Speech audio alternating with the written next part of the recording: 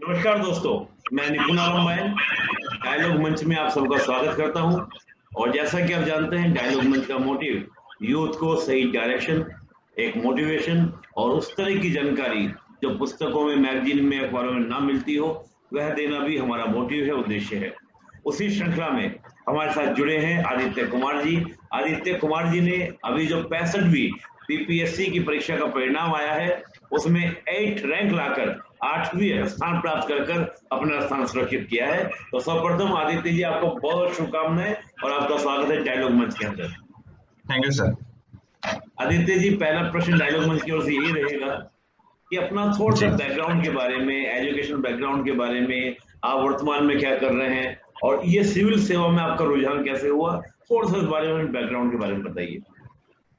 जी जी, yes sir. Aditya जी। तो sir मैं भोजपुर के एक छोटे से गांव चांदी से बिलोंग करता हूं, और जो मेरी इनिशियल शिक्षा हुई है वहीं के हाई स्कूल से 10th मैंने पास किया है बिहार बोर्ड से, एंड 12th जो है वो भी मैंने बिहार बोर्ड से ही करा जी। है। Yes sir. उसके बाद मैंने सर आईआईटी रुड़की से 2011 से 15 के बीच इलेक्ट्रॉनिक्स एंड कम्युनिकेशन इंजीनियरिंग में पढ़ाई की है। और ओके। उसके बाद से मैं एक वर्किंग प्रोफेशनल रहा हूँ लगातार पिछले 6 सालों से, और मैंने एग्जाम कंस्टेंटली वर्क करते हुए पास आउट किया है। ओके, तो ये प्रेजेंट में आप वर्किंग हैं। Yes sir. तो मेरे तो दो प्रश्न ये रहेंगे। एक तो कि भाई आपने इंजीनियरिंग किया हुआ है, आईआईटी रुड़की एक अच्छा इंस्टीट्यूशन उसको माना जाता है। वहां से करने के यस बाद सर। तो आपको बहुत सारी करियर अपॉर्चुनिटी थी, आप इंजीनियरिंग में कहीं आगे भी और भी कार्य कर सकते थे। तो सिविल सेवा की यस ओर सर। आपने स्विच क्यों किया? कोई खास बात जो आप शेयर करना चाहें? सर, एक तो ये होता है कि हम बचपन से ही गांव के स्कूल में पढ़ते हैं, वहाँ की समस्याएं देखते हैं, गांव की समस्याएं देखते हैं, शिक्षा से जुड़ी समस्याएं देखते हैं। तो एक नेचुरल ये आता है दिमाग में कि हमें अपनी जो शिक्षा है या समाज में जो कमियां हैं उसको दूर करना है। ये एक नेचुरली आता है, बचपन से ही आता है।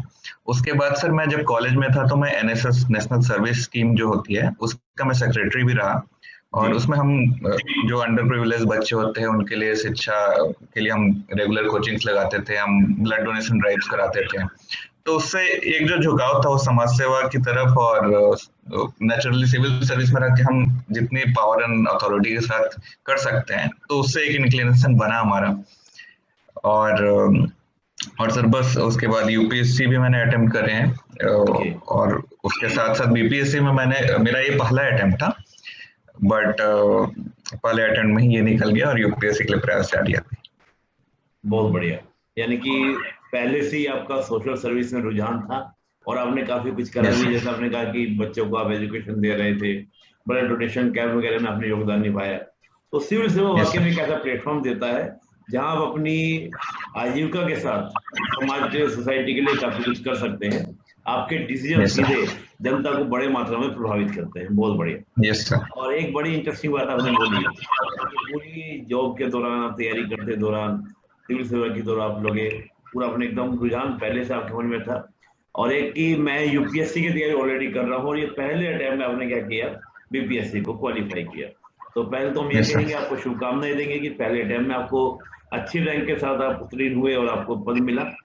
और शुभकामनाएं यस ये सर। थैंक देंगे, यू आपके सर। लिए भविष्य की शुभकामनाएं ये देंगे कि अगली बार हम आपका इंटरव्यू करें तो ऐसी ही रैंक के साथ, इसी प्रकार की कोई अच्छी सी रैंक के साथ यूपीएससी के हम कैंडिडेट का करें। तो हमारी ओर से और जितने व्यूअर्स आपको देखेंगे उन सब की ओर से भी आपको बहुत बहुत शुभकामनाएं Aditya. Thank you so much sir.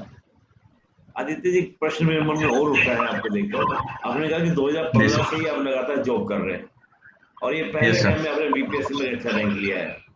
काफी यस सर। एस्पिरेंट्स होते हैं जो फुल टाइम स्टडी करते हैं, पूरा तैयारी करते हैं, वो ये कमाल नहीं कर पाते कि पहले टाइम में निकाल लें। तो आपने जॉब में अपनी स्टडी को कैसे बैलेंस किया? ये एक बड़ा विषय है, थोड़ा सा इसको विस्तार से बताइएगा कि आपने कैसे इसको मेंटेन किया, आपकी क्या स्ट्रेटजी थी मेंटेन करने की, थोड़ा इसको बताइए।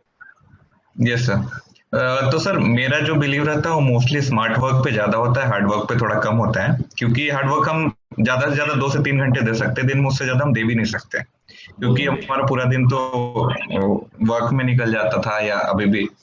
तो सर उसके लिए मैंने काफी प्रीवियस ईयर के क्वेश्चन पेपर का काफी मैंने डीप एनालिसिस किया कि क्या पैटर्न रहता है, किस तरह के क्वेश्चंस आते हैं, और अगर आप इस तरह से एनालिसिस करें तो इनफैक्ट यूपीएससी जैसे एग्जाम में भी आप काफी क्वेश्चंस को प्रेडिक्ट कर सकते हैं, और बीपीएससी में तो आप शायद 70 से 80% क्वेश्चंस को आप प्रेडिक्ट कर सकते हैं कि इनमें से अगर आप प्रीवियस 10 ईयर का ज्योग्राफी ऑप्शनल फॉर एग्जांपल मैं अगर कहूं तो 10 ईयर के प्रीवियस क्वेश्चंस आप देख के जाते हो तो आपके 80% क्वेश्चंस उससे ही आते हैं और उससे बियॉन्ड नहीं आते हैं। तो उसको मैंने काफी डीपली एनालिसिस किया और हर क्वेश्चन के लिए मैंने शॉर्ट नोट्स बनाए, काफी लॉन्ग नोट्स नहीं, बिल्कुल शॉर्ट नोट्स, और मैंने मैप प्रैक्टिस काफी डीपली करी। क्योंकि जो सर मैंने ट्रेंड ऑब्जर्व किया मैंने एग्जाम में कि काफी लोग होते हैं जो जिनसे एग्जाम के बाद डिस्कस होता है तो बताते हैं उन्होंने थ्योरी काफी लिखी है बट उन्होंने मैप कोई नहीं ड्रॉ किया होता है, और काफी लोगों ने पैराग्राफ फॉर्मेट में लिखा होता है जिसमें आई डोंट थिंक कि नंबर अच्छे मिलते हैं, क्योंकि जिनके भी अच्छे मार्क्स आते हैं वो यही बता रहे होते हैं कि उन्होंने बुलेट फॉर्मेट पॉइंट फॉर्मेट में आंसर्स लिखे थे। इससे सर एग्जामिनर को रीड करने में आसानी होती है, और अगर आप मैप्स ज्यादा से ज्यादा ड्रॉ करते हैं तो ज्योग्राफी जैसे ऑप्शनल में नंबर काफी अच्छे आते हैं। बहुत बढ़िया। यानी कि आपने सिंपल से आपका था कि हार्ड वर्क की जगह स्मार्ट स्टडी किया जाए और कैसे हम ज्यादा मार्क्स ले सके। देखिए क्या तो हम जानते कितना है ये मैटर तो करता है, लेकिन जितना हम जानते हैं उसको हम प्रेजेंट कैसे करते हैं ये उससे ज्यादा मैटर करता है। तो आप बिल्कुल ज्योग्राफी की आपने बात कही कि आपने उसमें मैप को यूज किया, तो मुझे लगता है कि आपने जनरल स्टडीज में भी जैसे इकोनॉमी का है तो वहाँ कुछ ग्राफ वगैरह का यूज किया होगा, डायग्राम का यूज किया होगा, या हमने और बात करें ज्योग्राफी है, आईआर है, पॉलिटी है, तो वहां भी क्या आपने इस प्रकार का कुछ रचनात्मक क्या ना क्रिएटिव कोई आइडियाज लिए थे, कोई क्रिएटिव कार्य किया था?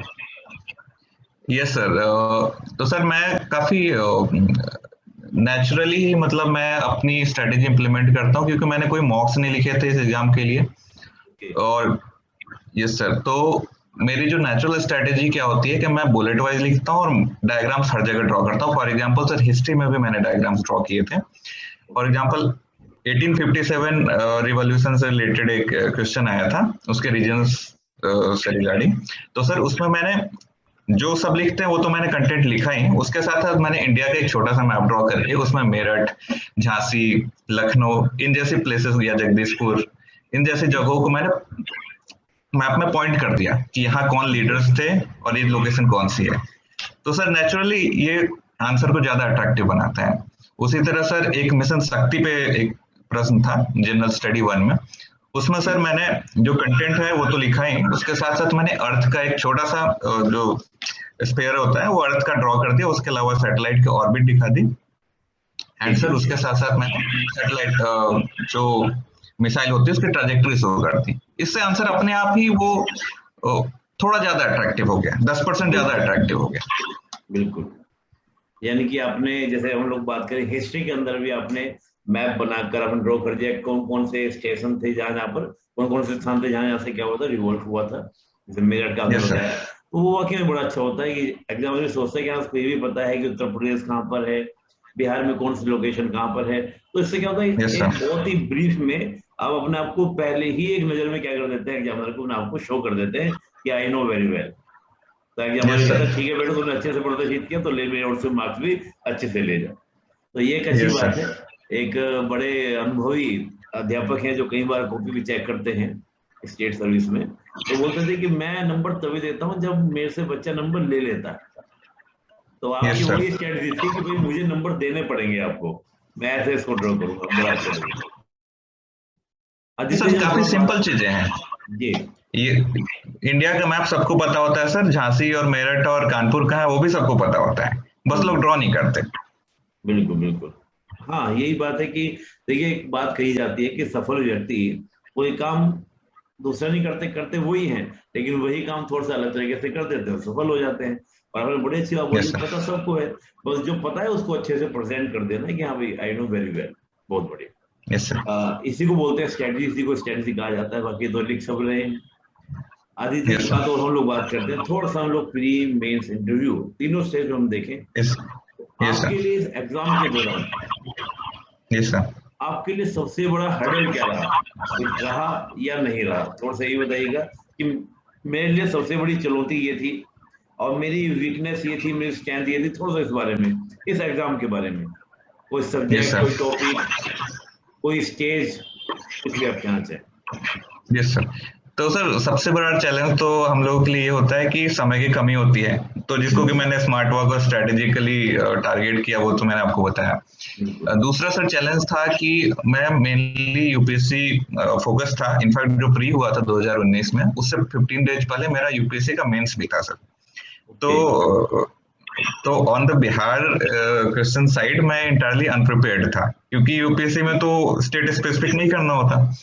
तो सर उसके लिए मैंने जो 15 डेज बचे थे, उसमें मैंने 2-3 बिहार स्पेसिफिक बुक्स ली।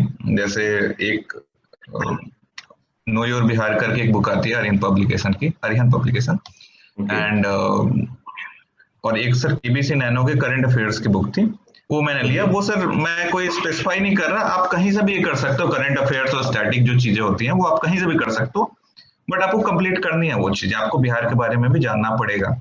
अदरवाइज वो आपके जो 20-30 क्वेश्चंस बिहार स्पेसिफिक होते हैं वो आप नहीं कर पाएंगे। मैं एक यूपीएससी एस्पिरेंट के पर्सपेक्टिव से थोड़ा ज्यादा बोल रहा हूँ, बट बेसिकली आपको वो कवर करना है, वो मेरा पहला चैलेंज था।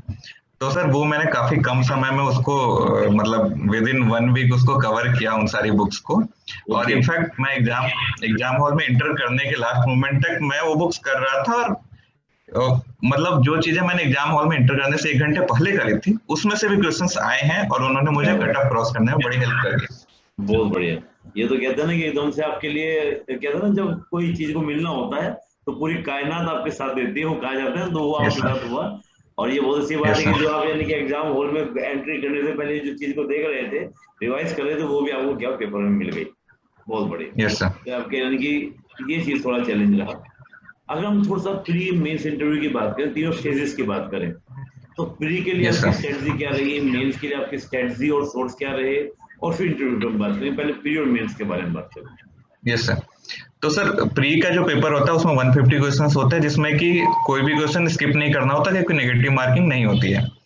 तो ये होता है सर। और उसके अलावा उसमें कुछ क्वेश्चन क्वांट के होते हैं, जो कि हमारा नेचुरली थोड़ा सा स्ट्रांग होता है, क्योंकि हम इंजीनियरिंग बैकग्राउंड से आ रहे हैं, तो उसके लिए मैंने कोई मेहनत नहीं करी। बट जो ह्यूमैनिटीज बैकग्राउंड से जो बच्चे आ रहे हैं, उनको उस पर जरूर मेहनत करनी चाहिए, उसमें मार्क्स लूज नहीं करने चाहिए। Yes sir. उसके बाद जो साइंस के क्वेश्चंस होते हैं वो भी मेरे अच्छे थे, बट कुछ ऑब्जेक्टिव चीजें मैंने एक लूसेंट जीके करके बुक होती है उससे पढ़ी। और वो भी सर मैंने तब पढ़ी जब मैंने पैटर्न एनालाइज कर लिया कि किस किस टाइप के क्वेश्चंस आ रहे हैं। फॉर एग्जांपल, अगर विटामिन से रिलेटेड कुछ क्वेश्चंस आ रहे हैं तो मैंने वही वाला सेक्शन पढ़ा, नॉट द एंटायर बुक। जो प्रीवियस 2-3 ईयर में जिस तरह के क्वेश्चंस आए हैं, उन्हीं तरह को मैंने मार्क कर लिया कि ये सेक्शन से क्वेश्चंस आ रहे हैं, उनको मैंने पढ़ा, क्योंकि मेरे पास समय सीमित था। तो उसके अलावा सर जो पॉलिटी और हिस्ट्री से रिलेटेड जो क्वेश्चंस है, वो ऑलरेडी मैं यूपीएससी का मेंस देकर आ रहा था, तो वो मैंने ऑलरेडी पॉलिटी के लिए लक्ष्मीकांत पूरी पढ़ रखी थी, और इसके हिस्ट्री के लिए सर स्पेक्ट्रम और तमिलनाडु की हिस्ट्री बुक्स पढ़ रखी थी, तो वो मेरे ऑलरेडी प्रिपेयर्ड थे। और सर जो जीरो से स्टार्ट करो उनको वो बुक्स करनी पड़ेंगी। बिल्कुल बिल्कुल। तो यहाँ पे एक बड़ी बात ये है, मैं थोड़ा सा जो आपने बातें बोली कि भाई साइंस, बाकी जो साइंस बैकग्राउंड से रहे हैं तो साइंस तो ऑटोमेटिकली तैयार होगा। बाकी आपने लूसेंट का बुक लिया, उससे आपने देख लिया। पॉलिटी में वही चीज परिचित किताब है, लक्ष्मीकांत को आपने देखा, हिस्ट्री आपने देखा, ज्योग्राफी आपका ऑप्शन था, तो ज्योग्राफी में आपको इशू हुआ नहीं होगा। बाकी जो मैथ टाइप के क्वेश्चन होते हैं वो भी आपका एक स्ट्रॉन्ग क्वेश्चन हो गया। लेकिन यहाँ पे एक बात है कि हिस्ट्री माना जाता है कि काफी वीक पोर्शन होता है, हिस्ट्री और पॉलिटी। तो यूपीएससी में आप तैयारी कर रहे होंगे, भाई फ्रेशर तो अगर किसी ने यूपीएससी ग्रेजुएशन नहीं की है तो उसको तो बीपीएससी में ये सब दोनों पढ़ना पड़ेगा। तो आपने हिस्ट्री और पॉलिटी अपनी कमांड कैसे बनाई? Sir polity sir actually UPSC का प्री होता है, उसके पहले भी हम 1 या 2 बार रिवाइज कर चुके होते हैं। फिर मेंस जब आता है फिर हम 1-2 बार और रिवाइज करते हैं। तो लक्ष्मीकांत की पूरी बुक अगर रिवाइज होती है तो ऑब्वियसली आपका वो वेल प्रिपेयर्ड है वो सेक्शन। उसके लिए मैंने कोई अलग बुक एनसीईआरटी या डीडी बस या कोई अदर बुक नहीं करी, क्योंकि समय सीमित था मेरे पास। और सर उसमें भी ये होता है कि अगर जो लोग बीपीएससी की स्पेसिफिक तैयारी करें, यूपीएससी की तैयारी नहीं कर रहे हैं, तो उनको समय अगर सीमित है तो उनको कोशिश करनी चाहिए कि उन्हीं चैप्टर्स को टारगेट करें जो कि बीपीएससी में पूछे जाते हैं, क्योंकि बीपीएससी यूपीएससी की तरह पूरा बुक कवर नहीं करती है, कुछ 50-60%। यस सर, फोकस एरिया जो है उस पर आप फोकस करें, आप एक्स्ट्रा ज्यादा यस पढ़ने की सर, जरूरत नहीं है, फोकस एरिया पे आप लोग यस काम सर, करें। Yes sir. थोड़ा सा ये बताइए आदित्य, क्या आपने अपने नोट्स बनाए थे या बुक्स में ही अंडरलाइन करके काम चला लिया था? क्योंकि जब आप स्मार्ट स्टडी की बात कर रहे हैं तो मेरा ये भी उत्सुकता हो रही थी कि पूछूं। सर प्री के लिए नोट्स तो बनाना मैं सही नहीं समझता, क्योंकि प्री में आपको जो भी होता है फैक्ट्स देखने होते हैं, वो आपने एक बार भी देखा है तो आपको याद रहेगा, कुछ दिनों तक तो याद रहेगा, और वो आपको एज इट इज रिप्रोड्यूस नहीं करना। आप ऑप्शन देख के भी आपको वो चीजें दिमाग में आ सकती हैं कि मैंने ये पढ़ा था, यही होना चाहिए। बहुत बढ़िया। तो सर प्री के लिए तो मैंने कोई नोट्स नहीं बनाया। मेंस के सर मैंने नोट्स कुछ बनाए थे, पर्टिकुलरली ज्योग्राफी ऑप्शनल के लिए सर। जैसे मैंने कुछ स्पेसिफिक मैप्स, जैसे कि इंडियन ओशन की जो बॉटम टोपोग्राफी होती है उससे रिलेटेड क्वेश्चन आया था, तो उससे मैंने काफी स्पेसिफिक उसके लिए मैप प्रैक्टिस करी थी, और आई थिंक मेरा मैप जो था वो उस क्वेश्चन में one of the best maps होगा, क्योंकि इतना स्पेसिफिक मैप कोई भी एग्जाम हॉल में नहीं बना सकता था, मतलब आई बिलीव। तो उसके लिए मैंने काफी प्रैक्टिस करी थी। उसके अलावा सर जो टॉपिक्स जो हिस्ट्री के होते हैं वो थोड़े रटने होते हैं, वो आप भूल जाते हो मतलब टाइम टू टाइम, तो उसके लिए मैंने थोड़े नोट्स बना लिए थे, ताकि मैं एग्जाम हॉल में जाने से पहले या उस दिन एक रात पहले मैं उसको रिवाइज कर पाऊँ। तो सर प्री के लिए कोई नोट्स नहीं थे मेरे, मेंस के लिए कुछ थे। ओके, अभी मेरा बड़ा उत्सुकता हो रही है कि मैं वो मैप देख पाता। काश अगर आपके पास होता तो मैं भी मन करता मैं भी वो मैप देखूं। आपने जो बताया कि बड़ा स्पेसिफिक आपने बनाया था और बड़ा स्मार्ट मैप बनाया था, अब होगा नहीं आपके पास में, तो होता मैं जरूर, मेरा मन करता मैं उसको देखता। चलिए हम मैं लोग आपको सेंड कर दूंगा सर, जी बिल्कुल, तो मेरे अगर पास सेंड स्कैन करेंगे पड़ा तो होगा। हाँ वीडियो में हम लोग जरूर शो करेंगे बच्चों को, ताकि स्टूडेंट देख यस सर, सके कि कितना अच्छे से हम लोग चीजों को प्रेजेंट कर सकते हैं। यस आदित्य, एक बात मन में और मेरे को उठा, जैसे हम लोग बात कर रहे हैं तो थोड़ा सा मेंस के बारे में बात करते हैं। फ्री के बारे में तो आपने बताया, मेंस के बारे में आपने मेंस में कहा, नोट्स भी मैंने बनाए, लेकिन थोड़ा सा यूपीएससी और बीपीएससी का पैटर्न थोड़ा सा अलग हो जाता है। क्या आपने भी ये बात यस फील सर, करी? आपको लगा पैटर्न दोनों का अलग है? Yes sir, definitely. बीपीएससी में सर देखिए थोड़ा वो होता है, डेटा इंटरप्रिटेशन वाले क्वेश्चंस होते हैं, एक सेक्शन जो जीएस 1 का होता है, बिल्कुल वो सर निश्चित रूप से जो मैथ या साइंस बैकग्राउंड या इंजीनियरिंग बैकग्राउंड से आते हैं उनको थोड़ा एडवांटेज देता है।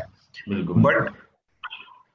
उसमें यस सर जो लास्ट सेक्शन होता है, जी तो जी सर जीएस 1 में 2 आउट ऑफ 4 क्वेश्चंस करने होते हैं, जी जो डेटा इंटरप्रिटेशन वाला पार्ट होता है, जी। और उसमें 72 आउट ऑफ 72 आप स्कोर कर सकते हैं आई बिलीव, ओके, क्योंकि उसमें आंसर मैथ है, उसका आंसर एक ही होता है।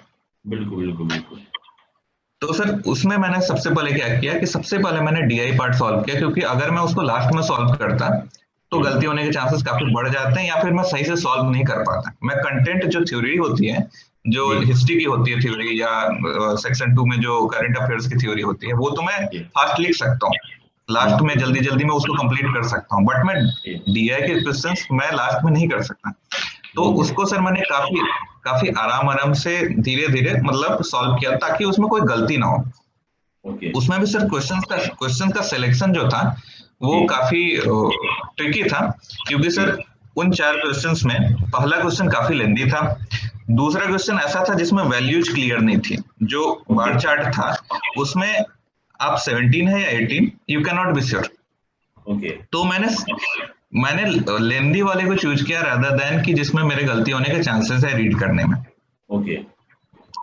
उसके अलावा सर थर्ड क्वेश्चन जो था उसमें कन्वर्जन यूनिट नहीं दी हुई थी, और वो ओके। कन्वर्जन यूनिट बहुत ही स्पेसिफिक थी, तो वो भी मैंने स्किप करा। मैंने लेंदी क्वेश्चन अटेम्प्ट करे रादर देन कि जिसमें गलत होने के चांसेस हैं।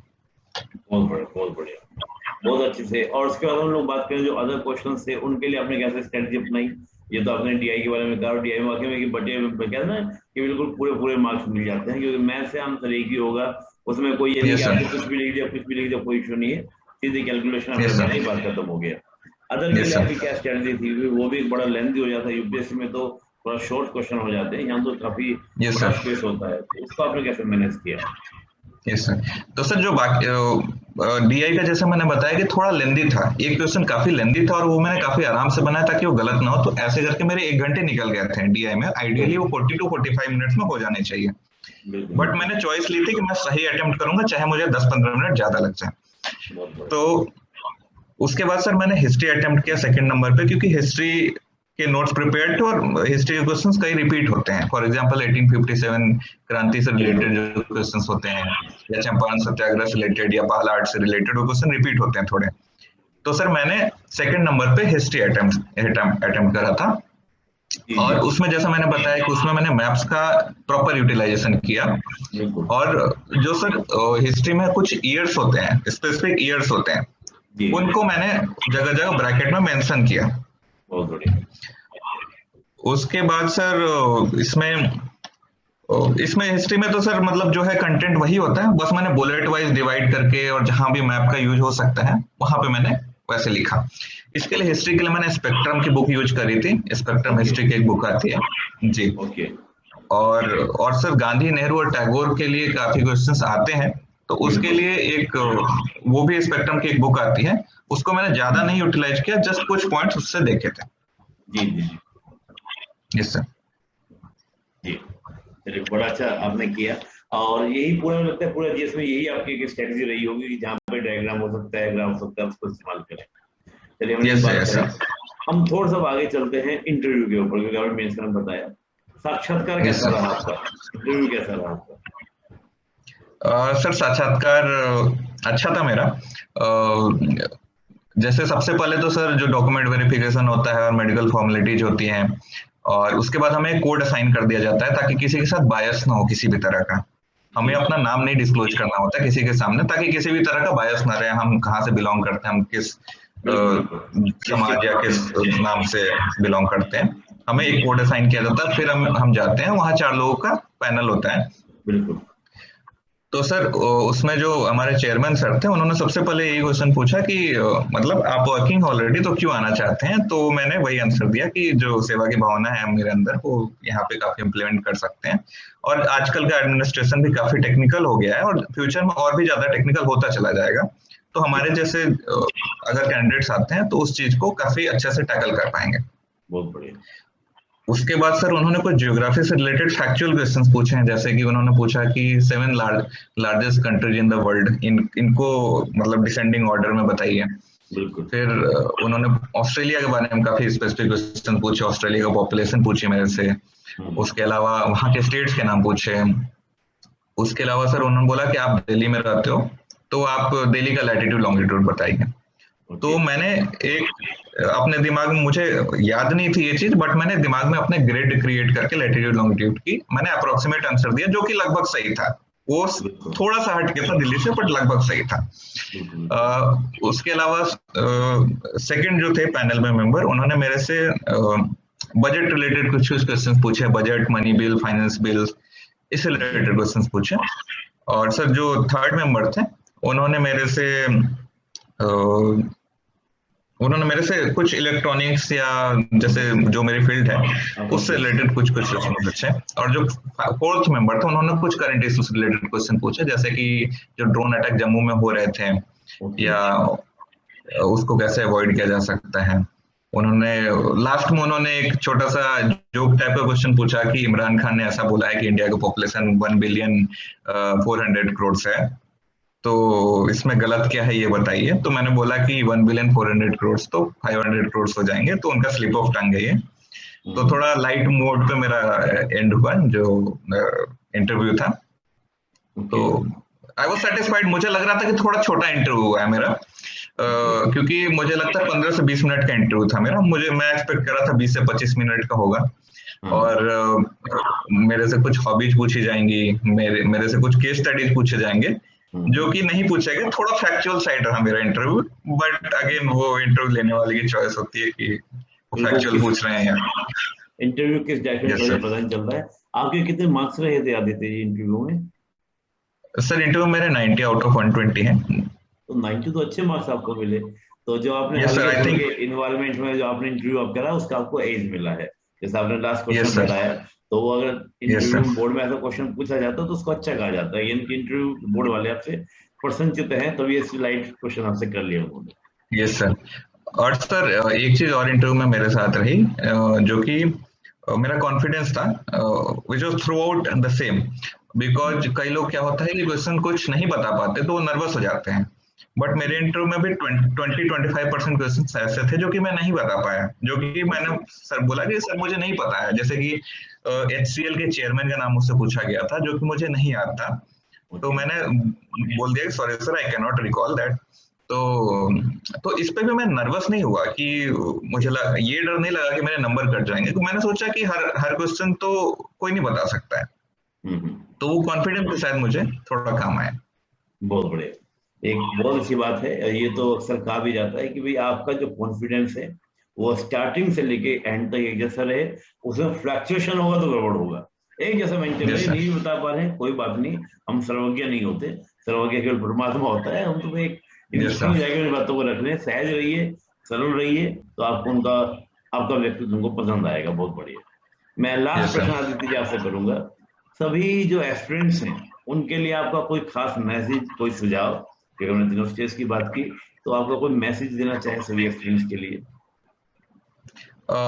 सर मैं एक वर्किंग कैंडिडेट के लिए एक पहला मैसेज देना चाहूंगा कि वर्किंग कैंडिडेट्स की लाइफ में कई बार ऐसा आता है मोमेंट कि वो बिल्कुल पढ़ाई नहीं कर पाते, जॉब का इतना प्रेशर होता है या लाइफ में वो बिल्कुल टाइम नहीं दे पाते, तो मैं ये बोलूंगा कि एक कोट है कि if you can't fly then run, if you can't run then walk, if you can't walk then crawl, but whatever you do you have to keep moving forward. Basically sir आप 1 घंटे time निकाल पाओ हफ्ते में, 2 घंटे निकाल पाओ, but आप कंटिन्यू रखो। आप एक वर्किंग कैंडिडेट हो तो आप उसको कंटिन्यू रखो, आप उसको छोड़ो नहीं, उस प्रिपरेशन को लगे रहो, कभी तो आपको टाइम मिलेगा। काफी कभी ऐसा भी हुआ कि वर्क में थोड़ा ज्यादा समय आपको मिल पा रहा है पढ़ाई के लिए ऑफिस के बाद, बिल्कुल।